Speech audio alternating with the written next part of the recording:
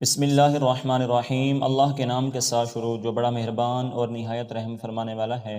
حضرت سیدنا انس رضی اللہ تعالیٰ عنہ سے مروی ہے، وہ کہتے ہیں کہ میں رسول اللہ صلی اللہ علیہ وسلم کے ساتھ ایک مجلس میں بیٹھا تھا، ساتھ ہی ایک آدمی کھڑے ہو کر نماز پڑھ رہا تھا۔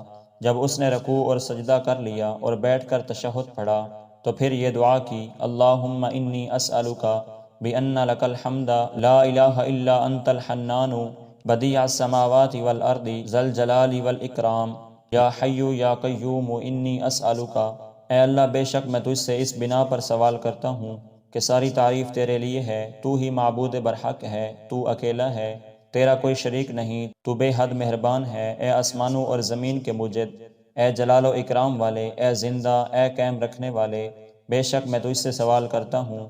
آپ صلی اللہ علیہ وسلم نے فرمایا، کیا تم لوگ جانتے ہو کہ اس آدمی نے کیا دعا کی ہے؟ لوگوں نے کہا، اللہ اور اس کا رسول ہی بہتر جانتے ہیں۔ آپ صلی اللہ علیہ وسلم نے فرمایا، اس ذات کی قسم جس کے ہاتھ میں میری جان ہے، اس نے اللہ تعالیٰ سے اس کے ایسے اسم اعظم کے ساتھ دعا کی ہے کہ جب اس کو اس کے واسطے پکارا جاتا ہے تو وہ قبول کرتا ہے، اور جب اس سے سوال کیا جاتا ہے تو وہ عطا کرتا ہے۔